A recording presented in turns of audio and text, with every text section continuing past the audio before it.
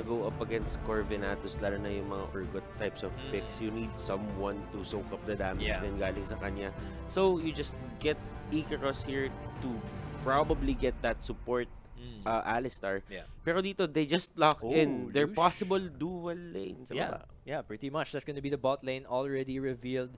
Some AD carries still available, though Sivir and Saya are still there. Although both, syempre, medyo... well, yung Sivir okay naman siya, pero the Saya might struggle a bit during the laning phase against the Lucian. It's kind of scary, no? Kasi Alistar, definitely one of the most big supports right now in the meta with that really nice hard engage. So in terms of engage and tankiness, set na agad yung IPT alone with that Alistar pick. Nice disengage though from core Venatus. They've got the Gragas there that can flex to jungle or support, but with the Thresh that looks like it's gonna be Gragas in the jungle.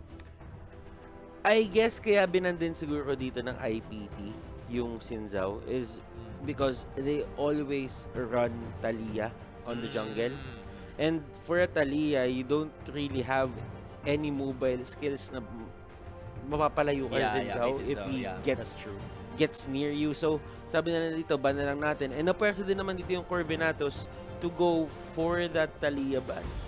Yeah, actually. Well, getting Gragas, of course, and not Sinzao being there makes it much easier since Gragas also kind of loses in the jungle matchup. Sion actually going to be taken by IPT, so napaka-tanky din no, ng Sion. So in terms of frontline, pretty much set na agad yung IPT. We don't know where that Sion is going though kasi we've seen actually, especially in World, Sion taking mid. I don't think Light is the kind of guy to play mid Sion though. Usually takes the carries, pero we'll have to see. Hindi natin alam. Kasi sa ngayon, nababasa ko sa mga picks, kahit nasa third pick ka na, pakiramdam mo minsan hindi pa talaga yun yung gagamitin There are a lot of adjustments na ginagawa sila ngayon. Para sa akin, ang pinaka-versatile pick or pinaka-flexible pick dito sa side ng IPT is going to be the Sion. Kasi nga sabi mo, offlane or top lane, or mid lane. And pero dito sa core Venatus, medyo defined yung mga ginagawa nila. Medyo defined yung mga pinipili nila. And eto na ata mga kaibigan, lalabas na ata yung isa sa mga champions. Ni Spear. Very interesting. That's quite nice, no? Kasi, yes, the Sinzao is not around, but another great skirmishing jungler would also be the Nidalee. We are gonna see that against the Gragas, which I think, I'm not so sure about the jungle matchup there, but I do think Nidalee will be faster than the Gragas during the early phases of the game. So that will give a pretty nice early to mid game, especially with the Lucian, with the Alistar. That's a pretty nice mid game composition already for IPT. Venatus though, will they? Yes, they will. They actually continue the Swain trend we've had all day. Every single match we've had a Swain so far in the bot lane. So this is Thresh Swain. Nakita naman natin kahapon yan. I think one of the teams used it. Thresh and Swain. Kumbaga kapag may nahuli silang isa ng route, probably the death sentence will come next. Tapos, if ever man na malagay sa alanganan dito si Wisteria Tiger, lalabag lang yung Lantern and all the mobility na problema ng Swain, mawawala. Ganun yung synergy nila pareho. Sobrang sulit. Pero IPT, I think Spear will have one hell of a game. I've experienced this Nidalee firsthand. dito nila kami tinalo sa PGS qualifiers. Jengski, ginamit nila sa amin yan. Walang sinagot yung mga players ko. Talagang ang solid niya gumalaw, yung rotation niya is on point, and I want to see another phenomenal performance coming out here from Spear. Pero dito, naku, medyo yung core Venatus dito, hindi sila nagpalit masyado in terms of their style. Yung Vayne lang actually yung natanggal siguro sa composition nila from the first game they had today. But yeah, this is gonna look like it's gonna be an exciting game kasi sobrang skirmish heavy niya. You know, you have the Nidalee, you have the Alistar and the Lucian, very strong during the early to mid game. And then on the other side, meron ka namang Urgot, you've got the Thresh and the Swain. So sobrang, this bot lane I think is really gonna be a really heavy skirmish lane, no? Kasi Lucian and Swain and Thresh, you know, they just wanna fight for days. For the middle lane, gusto ko yung setup na ginawa ng IP dito eh. Get Light on that rise. Hulihin mo siya ng snare. Spear can just come in and do whatever he wants. At the same time, ganun rin naman dito sa may kabila. Gragas will be much online much earlier with the body slam. As long as he has his level 3, I think pwede na sila mag-ikutan dito. Pero ito yung kasi yung ino-open eh. Kumbaga ito yung ino-open ng isang Rise para sa isang Nidalee with that snare. Yung ang dali mo gumalaw eh. Oo. And when you get a snare, then you just throw the spear. Hindi mo man siya mapatay. Pero you dealt significant damage that will be carried out through the laning stages. Pero yun na nga mga kaibigan, I think it is time to head into the game. The Summoner's Rift is gonna open in a bit. Pero ito na nga, bukas tayo mga kaibigan. And let us go for the team rundown. For the side dito ng core Venatus, it's going to be Jade as the Urgot, Makaru Opa as the Gragas, Kitanda on the Victor, Wisteria Tiger as a Swain, and Jawe on that Thresh. Yes, meanwhile for IPT on the top side, it's going to be Icaros on Sion, Spear as Nidalee. We've got Marky. Actually, wait. Marky, wait. Okay. Baka nagkaano lang ng placement, pero I believe that's going to be Light, in the mid lane as Rise, Marky, and Yuki in the bot lane as Lucian and Alistar. Medyo nagulo lang ako dun sa placement niya, actually, pero akala ko Lucian mid lane eh, pero it's gonna be standard lanes pretty much. Malay mo, tapatan siya ni Marky. Wala lang, trip niya lang eh. Pwede. Lucian mid, that used to be a thing. Pero tignan na natin as the game progresses for the side of core Venatus again, no? Actually, naaalala ko yung mid Lucian na yun. Ano nga ba yung build na ginagawa nun? Hindi ko nang maalala kung ano yung basta build niya. Basta parang sobrang tagal na nun. Tagal na nun. There was also time na Ezreal mid lane was a thing. So, back in the day, though those days are almost forgotten now. Pero it is gonna be standard pretty much. We're gonna see Red start here from Spear. So, definitely, looking at the teams alone, wala pa yung compositions, IPT would already have an advantage. Una kasi may 1-win na sila. And second of all, syempre kasi very veteran players. No? So for our new viewers out there, and pangatlo, the fatigue. There is fatigue para dito sa for Venatus. Kasi inaayos nila yung technical difficulty sila, nanggaling pa sila sa game, and now nabigyan sila ng isang talo na agad. So the mental baggage. That's very true. So IPT definitely, things are in their favor. The pressure is on for the side of core Venatus. That's true. They have a lot to prove in this game, but they did show quite well during the first game again earlier today against Asian Arena. So hopefully, makarry over nila yung decision making and pagka-in-sync nila nung first set nila today against Asian Arena into this game against IPT, because they'll need every advantage they can get against IPT. At the same time, kahapon nakita natin yung IPT not at their best form din. That's true.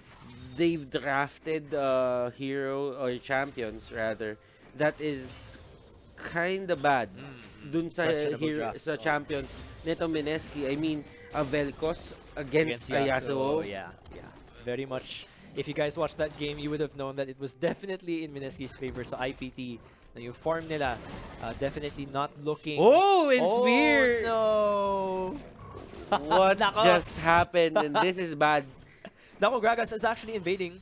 Will he see that and get the kill? Spear's actually very low. Flash! Oh my god. Okay. Into the queue. They actually burn... both of them burn their flashes. Spear is going to be set back. At least he's able to secure the 2 buffs before he goes for the wolves. Actually, Makaru Opa's still hunting for Spear right now. Hindi ba mas maganda kung binato niya muna yung barrel? The Q and then E? Throw it first, then when it's traveling. E-flash. E-flash. Yeah, pwede actually. That would have been nice. That way, my time siya mag-W into the kill. And at the same time, you can get one more physical attack. Diba? That's true. Might have actually been the kill, which would have been horrible for Spear, because he would have passed 2 buffs and given Oppa possibly like a 3 buff start. At the same time, you used Smite on that, what do you call that, frog again. Pero dito Spear, mga kaibigan, nagkaulihan na, and Kitanda will be the first blood of the game.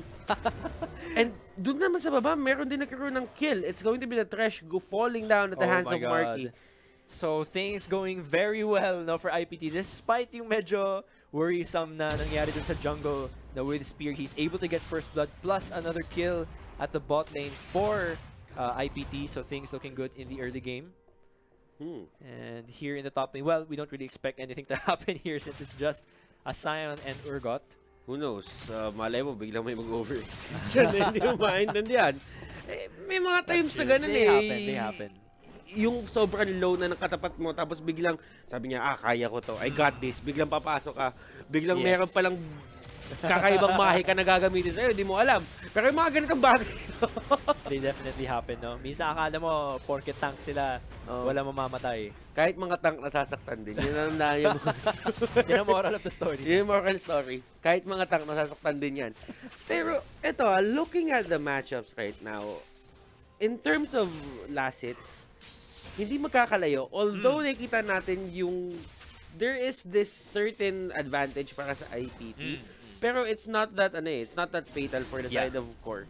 Very true, very true. No, in terms of scaling kasi, medyo magkapareho yung both teams. Unlike the first 2 games we had, where very clearly medyo may team composition differences na yung isang team, late game yung isa, mid game. Ito, medyo magkapareho kasi both bot lanes this time, no, Lucian, Swain, they kind of scale evenly throughout the game. Both Victor and Ryze, late game sila. Mid lane engage! Goodness! IPT with the rotations. Wow. Pinaparusahan nila ngayon yung core Venatus. Nakita siguro nila kanina kung paano nila aayusin to. And you know, Kitanda is one of the main players dito and they're trying to shut them down. Yeah. I mean, this is the power of Ryze sa may mid lane. Yeah. You can just go for the snare. If you go for it, nako, ang daming na-open up na possibilities for a rotation. Nakita natin, sobrang flawless ng execution na yun. It's just the easy flash, headbutt pulverize from the Alistar, which was set up by the snare of the Ryze, tapos easy spear from the Nidalee, who barely even needs to aim. You already held them still, so... And at the same time, Ignite was used by Yuki. Yeah. So talagang... Sure kill talaga yun. There is no way in hell na makatakas ka doon sa buong sequence na yun. Yun talaga yung mahirap, no? Especially playing a Victor, considering how napaka-low yung mobility ng isang Victor na without any dashes. Another gank at mid! Will it be the kill? Spear getting very low, 1 turret shot. Can he finish the kill? Oh, wow! Actually gets the shutdown there. And the ultimate there, just dealing damage. Hindi na makapag-commit si Light just because he needed to get out. If he wanted to live. That could have been a double kill kung pinilit nila yon. And I think that was a good play coming out from Light. Alam niya yung limitations niya. Yeah. Very true, very true. Ryze still needs some time to scale. But nakita natin ang Makaru Oppa relieving pressure at the bot lane. They're able to get the kill onto Yuki. They're punishing actually because they knew Yuki used flash at mid. So Makaru Oppa went immediately down to bot to punish that. So they're able to get a kill there. At the same time kasi talaga kung scaling yung buong name ng the name of the game is scaling. Gusto mo yung mga laners mo will have enough uptime. Kung pwede nga buong laning stage may uptime sila di ba? And sabihin natin dito si Light, pinili niya lang yun, sabi niya, pagka na-deads kasi ako dito, baka makalamang siya bigla. Pero dito si Spear, mga kaibigan, kamuntikan. Flash and dash from the Urgot there to evade yung knockup dito from Icaro. So, pretty well played, although he was kind of overextended sa lane doon. Wala siyang vision on the Tribrush while pushing. So, hindi na nakita na papunta na si Spear, but Spear didn't have to burn anything. So, he's actually counter-jungling right now. Gragas spotting out Spear, but he will, just blast one out. And kung nakikita mo yung buong sequence na yun, yung parang yung ginawa ng Urgot, hindi niya naman talaga alam pero Spear was thinking siguro na, baka may word dito. Kasi tumatakbo siya. Yeah. So, ang ginawa niya na lang, inaantay niya siguro bago niya ibato yung Spear. Pero if he threw the Spear dun sa may bush, that could have been a kill. Yeah. Pero ako si Jawei. Easy Q there from Light. Just, they knew. Wala kasing vision yung side ng core Venatus on that Tribrush again. So, the Tribrush vision, very important for spotting yung mga ganks na ganun, especially from someone like Ryze who can just easily, go to the side lanes with the Realm Warp. And to add to that, lahat ng ginagawang ikot ng IPT dito, walang ward na kalapag yung core Venatus. So, ang galing mag-set up ng play dito ng IPT using the vision to their advantage. Yeah, true. Nakita natin actually, I think, no first game na ganun din ata yung problema ng Venatus that they didn't really have a good amount of vision set up around objectives. So, they need to keep that in mind kasi they've given up around 4 deaths already almost solely to yung lack of vision nila. So, they have to keep up the vision. I mean, they're still not out of the game. Like, it's too early to say.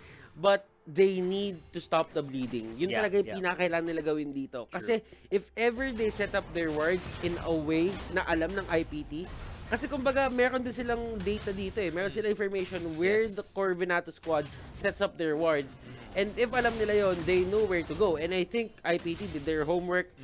Alam nila kung paano i-deal with yung mga rotations or yung mga galawan dito ng core Venatus. Sinasabi lang nila, okay, let's make the most out of it. Pero doon, Scuttler mga kaibigan, kala ko may binato siya na iba. Scuttler lang pala.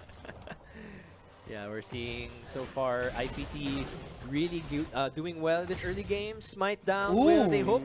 Wow, actually they don't hook spear. That was weird kasi sobrang lapit na ni spear nun. But anyway, that is gonna be some vision secured again for IPT at this bot lane. Oh, engage. Oh, Yuki mga kaibigan, nandun sa may gitna. Tignan natin dito, Thresh getting caught out and Spear going in. The flash is there. Blast code! Natapon si Makaro pa! Napilitan pa siya mag-flash! Pero eto na mga kaibigan, retaliation coming up from core Venatus. Spear trying to run away. He will be the first casualty netong skirmish na to. Pero si Marky, pinipilit niya lumaban in Wisteria Tiger. He will try to get that Marky, but the flash just waiting for the right time. And Makaro pa, pinipilit niya lumaban dito. Explosive cast will be thrown out, but Makaro pa will go down. Marky will be the next casualty, and that is a 2-for-1 trade favoring the side of core Venatus. Yeah, so actually core Venatus doing very well to punish yung over-aggression ng IPT. We saw them really try to engage with the flash headbutt pulverized sa jungle, but the moment actually that blast cone was popped by Jiawei, they should have already backed out. Nakita natin when they still pushed after that blast cone pop, easy gravity field there from Victor, just stunned the both of them, and it was an easy kill there. Alam mo, that was a fatal misplay coming out from core Venatus. It's a good thing that Makaro Opa had flash. Kung wala siyang flash nun, easy kill. Wala sila makukuha kahit ano doon. And just because IPT, they bit off more than they can chew. And ayun talaga yung pinaka fatal mistake na nagagawa ng mga veterans na. If they think they can take up the fight, they will. Yeah. And at times, yung over-aggression na yon, it's not favorable for you. Yeah, that's definitely true. Giving away yung leads na meron na sila now. IPT, they still have a 1k gold lead, pero of course, the chances of giving that away to core Venatus are still up in the air.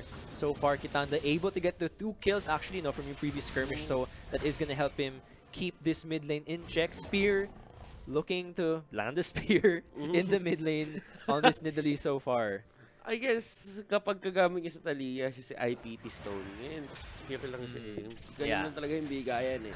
Pero, in a way, nakikita mo talaga dito kung paano umikot si Spear. Although there are times talaga na napipilitan siya pumasok, and that is the nature of the hero. You need to go in, you need to burst someone down. Pero kapag hindi nag-commit yung mga teammates mo, you have to know alam mo sana kung paano tumalon pabalik. Yun na lang naman talaga. Pero alam mo, yun yung hindi binibigay dito ng core Venatus, pero dito yung Scuttler mga kaibigan, sinipa na walang kalaban-laban on the other side, and that is a free Scuttler dito for the side of core Venatus. Yeah, I think they might be looking to get that Rift Herald, if ever, kasi Urgot is actually pushing up his top lane, so the pressure might help them to get that Rift Herald and maybe get their first tower. Wala pang first blood tower gold na nakukuha, so they might be able to get that.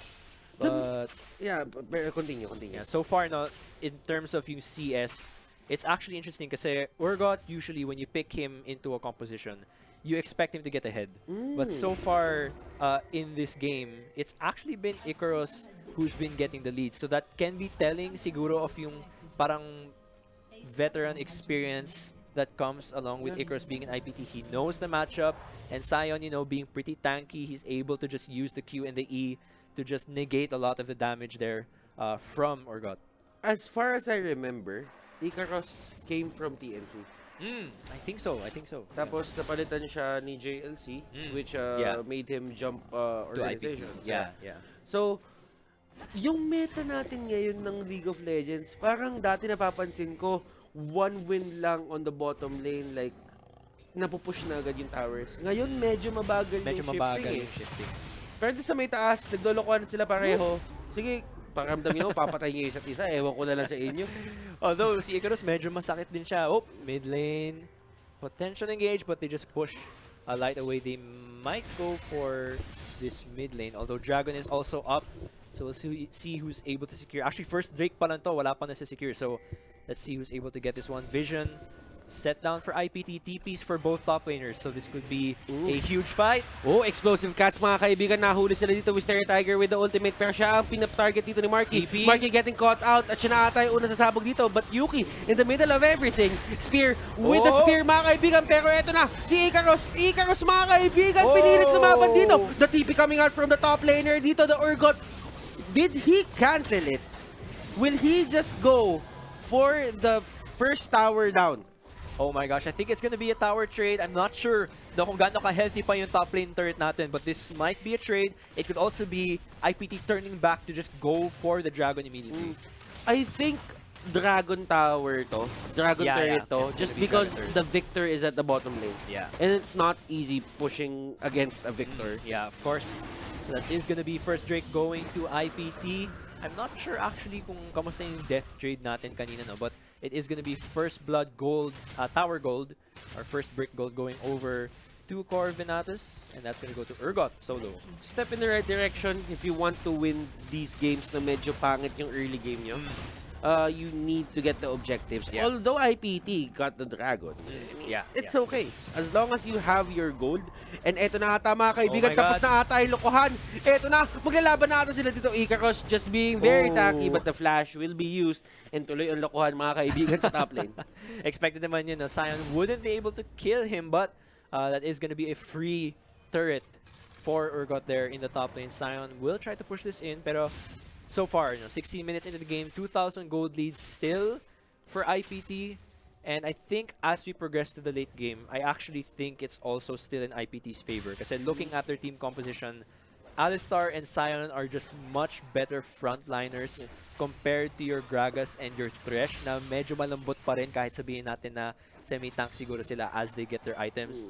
That Rise as well will be very scary. So if the Sion and the Alistar can secure, get the hard CC onto our key carries here, Swain's damage will also eventually fall off. So late game will probably be in favor of IPT. So Venatus, they need to make their own proactive plays here. And at the same time, if you relegate the jungler Gragas to a tank, ang laking sayang nun sa damage nyo. Like, sa totoo lang, yun yung pinaka-problema din dito for Venatus. They took a page out of the Asian Arena lineup kanina. And now, wala rin silang damage. Although they have the Victor, but the Victor can only do so much. Kapag nahuli siya with a Sion and an Alistar na hindi ganun kahirap.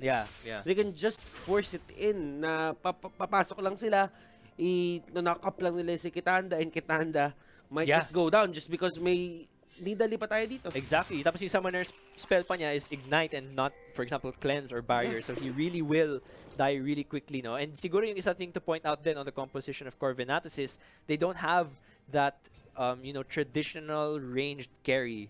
So, puro short range tuloy sila. And that actually works in favor of IPT. Wow, the damage from Spear. Disgusting damage. Goodness. Light here tried to run away. Pero eto na mga kaibigan. Nahatak siya. Hindi ka makakatakas, Yugi Boy. Diyan ka lang. Fear beyond death. And that is going to be a secured kill. Another kill as well for IPT in the bot lane. Grabe. Yung experience dito ng IPT really showing in this game. It's a veteran move. Yes, like if you see 3 champions in the middle lane, automatic na sila sasagot with their own kill. And mas juicy yung kill na nakuha nila, might I say. Just because si Light ngayon, medyo nakakuha na siya ng nakakuha na siya ng items niya. So, what scepter is that? Archangel Staff. Archangel Staff. So, ito na yung simula ng pag-scale up ng ni Light ng paunti-unti. Kanina, kung kanina yung nagawa yan, pakiramdam ko mas malaki yung effect niyan. Pero ngayon, meron na siyang items. So. Yeah, he's got the items down. So, sobrang sakit na yan. And yung mahirap pa dyan, wala mong kaya maki 1v1 kay Light, especially when he gets maybe 3 items going. So, at that point, pwede na actually mag 1-4 split push yung IPT. And it's gonna split Venatus apart. So, for this phase of the game, I think the best option that Venatus have would be to really use yung pick potential nila, no? Because they have the Swain, Thresh, and Urgot.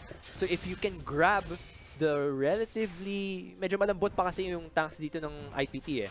So if you can get the Urgot to pull in some of the tanks, use the Thresh, use the Swain, lock them down, gravity field, and then maybe use the Grags to disengage after, it'll be easy picks there for Venatus without any way for IPT to respond. So yun nga mga kaibigan, ang sinasabi lang ni Kuya Amplifier natin, Jaway, kailangan mong mag-step up. Kailangan mong mag-hook. Jaway, kailangan mong step up. Yeah. Kanina, sobrang ganda ng game niya eh. That led them to their win. Kasi kanina, yung mga panahong yung ibang ACA players ay nagva-farm ng kanilang jungle, dun siya nakahanap ng kills pero wala atang problema dito mga kaibigan na maghanap ng kill ang IPT. They go for Jade and the rotations mga kaibigan from IPT, they know where to push. Yes, exactly. And the sad part is, Venatus is not throwing any punches back. They're just absorbing all of the punches that IPT are taking without making any of their own. And that's usually, you know, sometimes the sign of a team that lacks the experience. No, they're not making their own plays. They're not trading objectives or kills. Flash! Woo! And the kill for Marky. And Marky pumasok na lang dito, walang inisip. And sabi ni Lucian, ikaw, ninakaw mo yung kaluluwa ng asawa ko. Oh my God, oo nga pala. Oh, the lore. That very sad lore, no? Pero he does get his revenge. Is it his girlfriend or his wife? I believe his wife. Okay. Which is even worse. So, yeah, let's try not to think about that as we get into this game. 20 minutes in and a 5,000 gold lead, no? Going over to IPT. They've got the turret lead. They're 1/3 ahead.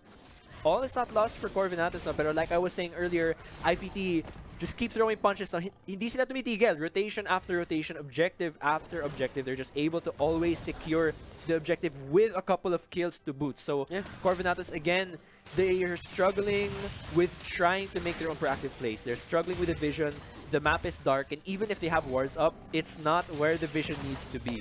So they need to secure the vision around those objectives. Alam mo kasi parang Amplifier, para sa akin itong league parang boxing to eh. Na syempre, yung IPT susuntok na susuntok. Kanina, ang daming counter punch na ginagawa ng Venatus. Pero kasi kapag sinusuntok ka nila na sinusuntok at sobrang dami na, paminsan talaga nahihilo ka na sa gagawin mo. Yun nangyari din sa Venatus. Hindi nila alam kung paano sila mag-react ngayon. Even the Dragon, libre. Yeah, very true, very true. Yung Hilo analogy, feeling ko, that's very, very apparent, no? And especially in pro games na kapag sobrang experience yung kalaban mo and they just keep throwing punches at you, parang medyo hindi mo tuloy alam, ano na ba yung win condition ko at this point in the game. Kumbaga, nawawala yung checklist mo kung paano ka mananalo, the requirements para manalo ka, nawawala na sa utak mo, and the only thing you're doing is you're trying to get farm, you're trying to secure your jungle, which is kind of pointless at this point of the game. I mean, it's good. It's good practice. Yeah. But if you're winning or even yung match, pero ngayon 6-12, this is not even. Very true, no? Oh, actually, Venatus looking to make a play onto Sion though. And that's gonna be a TP coming in. Who's gonna get the kill? Yuki. He's gonna get caught by the Urgot. That's gonna be another kill. Sion, can he escape? He actually flashes out. Another kill going over to the side of Venatus. And they're finally able to throw a punch of their own. Ayun, katulad ng ginawa natin dito, IPT, suntok sila ng suntok. Medyo naging careless naman yung suntok nila doon. And this is typical veteran play. I mean, you're overestimating yourself at times. Yeah, complacency at its finest. Marky and the others won't be faced by this. Sabi nila, okay lang, sige, we can still go for the push. Hindi naman natin iisipin, we'll just go for the poke. And Jaway, Atresh isn't that soft, Yeah, pero that's true. Spear is just throwing the spears and makes it look so easy to take down Jaway. Yeah, that's very true. Yun na nga yung sinasabi ko, kasi yung frontline nga talaga ng IPT, mas reliable talaga siya sa tanks dito ng Venatus. Pero we saw, no, IPT showing signs of weakness even yesterday in their game against Meneski. They had lost pretty hard. Another steal, another smite steal. Very nice there from Makaru Opa. Alam mo, para dun sa scuttler na yon, talagang makikita mo kung sinong may gusto eh. Kasi si Spear hindi niya ginagamit yung hindi niya ginagamit yung smite niya. Pero di si Makaru Opa, sabi niya, sige, paghirapan mo, smite ko yan. Yun talaga yung pinaka nangyayari, pero si Light na naman mga kaibigan na napagtripan nila dito, and Light will just get away. He does have the movement speed. to get out of that. And Mercury Boots yung kinuha niya dito. Yeah. Actually, everyone is with a Mercury Boots except the Alistar. Makes sense, no? Kasi a lot of the damage from both sides is actually magic damage. You have Rise and Nidalee from one side, and then you've got Victor, Swain, and Gragas actually from another side. Napakarami CC on both sides, so they need to be careful. The additional tenacity, of course, on the Mercury has also helped, so that's very good.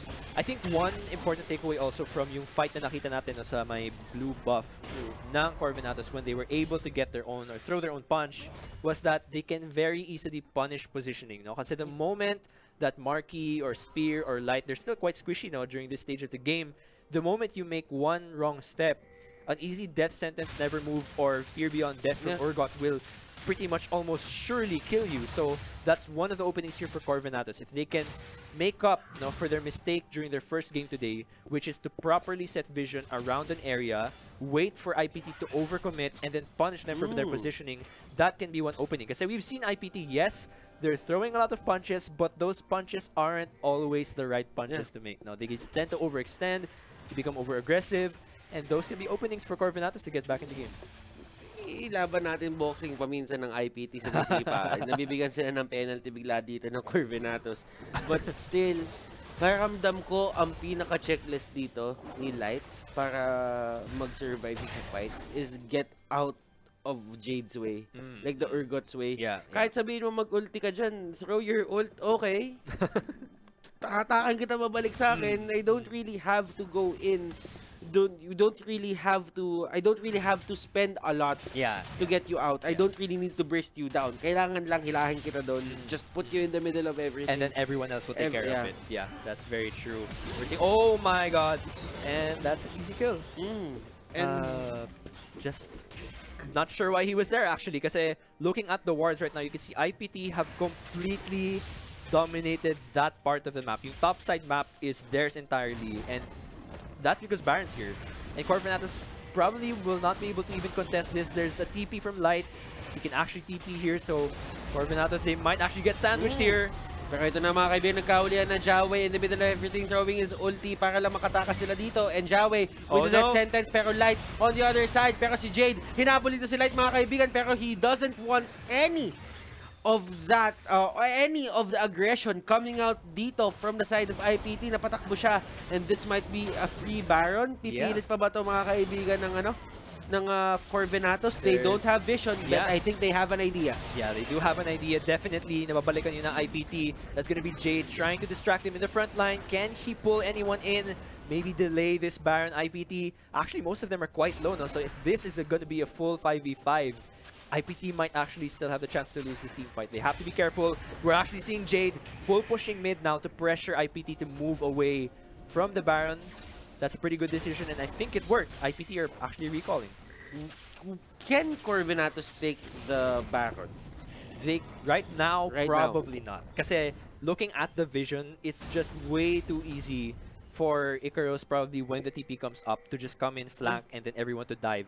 And also you have the Realm Warp from Rise, so he can just bring his entire team into the pit and then try to snowball onto Venatus. But we'll have to see. They didn't decide to go for it though, as Dragon is coming up. That's gonna be, what is that? Ocean Drake. So and at the same time, kung iisipin mo, Venatus, if they were ready to go for the reward, that could have been the best play na ginawa nila for this game. Kasi kung isipin mo, yung health bars dito ng IPT, we're at 1/4, 1/2. So a fake back wouldn't really be the best answer for them, or hindi yun yung path na dapat i-take nila. Because they were low. Like 60-40, they will lose the they will lose that clash. And sometimes nakita natin actually, especially when was that, first or second game, sometimes the most unexpected Barons can seal the game.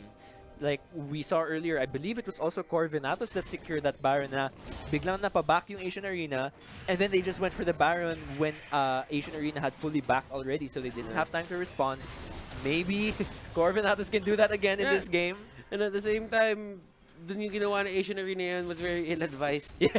You don't really go back kapag kan alam mong nandun. Contested yung Baron. Yung contested yung Baron. If you have full health or full HP bars, you wouldn't really go for a full back. Yeah. Kasi you know that at that point of the game, at that part of the game, lalaban na talaga eh. Pero Jade dito mga kaibigan, nahuli. Tatlong champions na nakapalibot sa kanya dito, and Light is there as a damage dealer. Exhaust will be used to actually lessen the damage coming up from Light here, but still, it won't be enough. Masyadong madaming crowd control na nabato sa kanya doon. Yeah, I'm not sure what the call there was from Venatus. They didn't really communicate why they were going to go there in the first place, because it would have made sense for Jade to be there kung pa-mid push na yung Venatus, because in that case, it would have been a 1-4 split push. They're gonna commit. IPT will get the kill on the Victor. Victor's actually gonna get locked down. Is he gonna go down? He pops down the ult. Spear survives. He flashes out. There's gonna be some burn damage. It won't be enough to finish him off, though. Yuki trying to secure the kill as the rest of Venatus back out. This is gonna be 1 kill again for IPT. They punish Venatus for their very out of sync plays. And yun talaga eh, dun paramdam ko, dun magaling yung lineup ng IPT. The draft of IPT is good against chasing heroes. Champions rather. Pero Light was there, a Tiger just... Oh my god, ito na talaga. And this is the power of Arise. Yeah. Like, okay, if you are alone in the lane, just casually farming, get ready to die. Get ready to die. Ganun talaga siya. At hindi ka pa makakagalaw kasi perma-root ka na nun ng snare niya on the W from Rise. So really, well played from Light so far. 4-2 on the KDA, and overall in gold, it's just still a very big amount at 30 minutes in. So Venatus, they were able to find one opening when they punished IPT. Pero in terms of making their own plays, again, gaya na sinabi natin kanina, it seems still they're not sure what their condition is to win at this point in the game.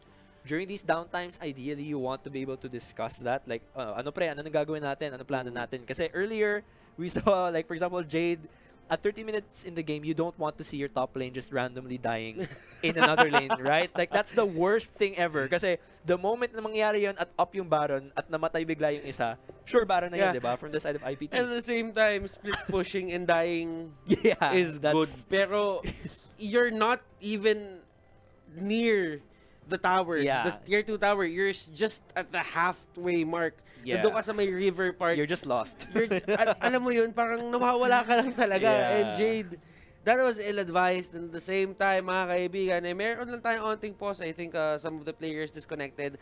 816 net worth is looking bad for the side of Venatus for 47.3k for the side of IPT. 5,000 gold lead from the side of IPT. And I'm sure that the baggage that comes with the tech difficulties they seem to be experiencing, medyo nasisira din siguro yung momentum nila as a team. I mean, aside from having to think about what they have to do in this game, nakakasal pa sila ng mga kailangan mo pa kasi talaga ayusin. Yeah. And at the same time, habang nagkakaroon technical difficulties, syempre, kinakausap mo rin yung Marshall, nagkakausap rin kayo ng mga tao. So there is a lot of stress na nabato ngayon dito sa Venatus. Yes. So they need to like step it up. Yeah, I think they need to reset, Kasi we're seeing, they need to regain their composure. Kasi nakita natin medyo kalat nga yung play.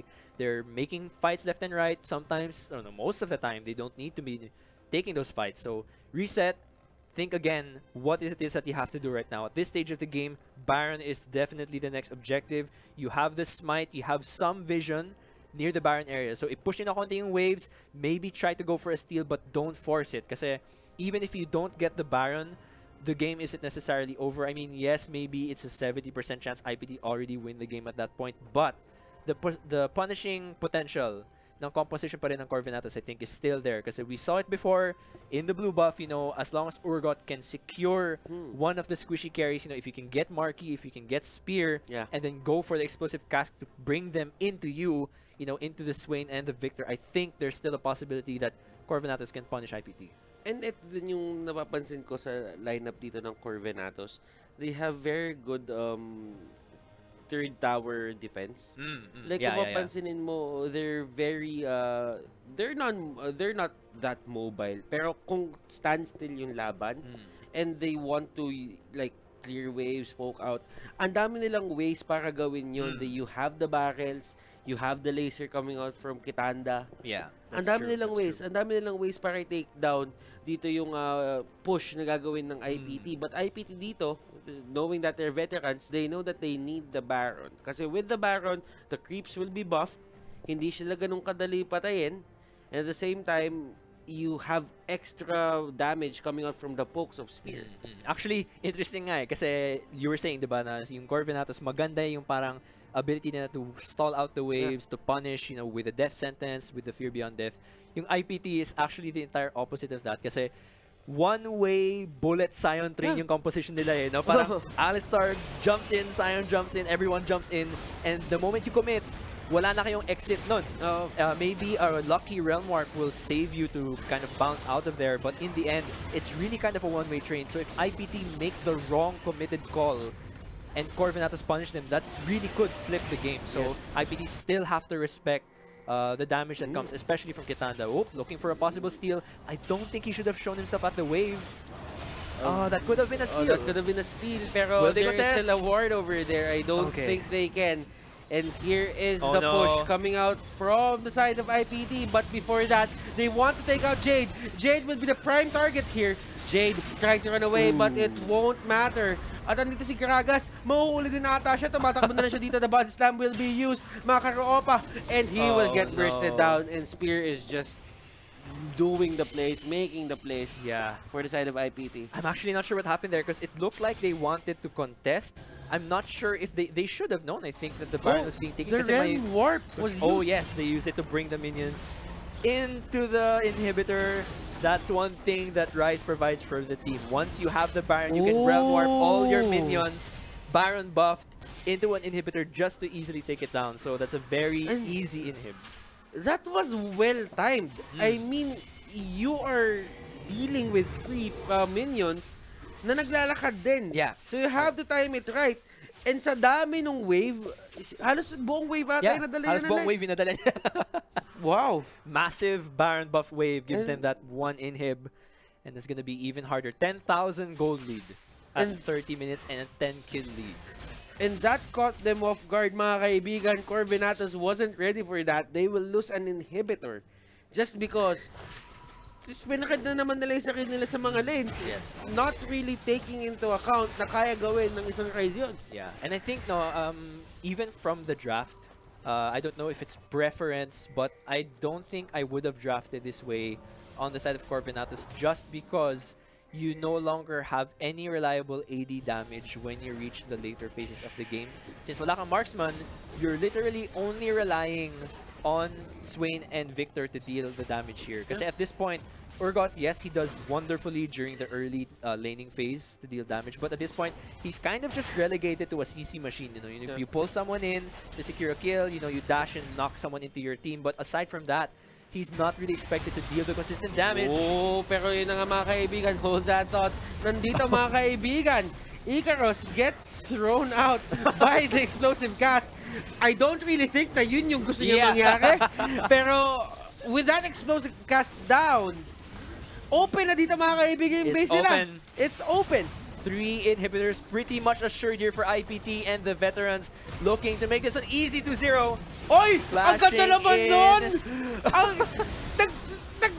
Naku po, ang daming nangyari dun mga kaibigan. Nag-flash siya, nag-knock up siya, pero nag-flash din yung Thresh. Natulak siya dun sa kabila, pero naglalaban pa rin sila dito mga kaibigan. Yuki will be the first casualty, will be the first death dito for the side of IPT. Hindi ko na alam kung ano nangyayari, pero Nidalee just trying to burst down Swain, and yes, he will. Triple kill dito para kay Spear. Urgot will be the next target, pero gusto pa rin ni Spear dito lumaban, and Barky, he takes down the Victor, and with that, I think this is game. IPT will secure the series 2-0. And core Venatus is out of the tournament. Pretty much. That's such a well-played game from IPT. So, Realm Warp into the fountain for ultimate disrespect. But that's gonna be just a really dominant game from our veterans Imperium Pro team. They wanted to take down the Gragas.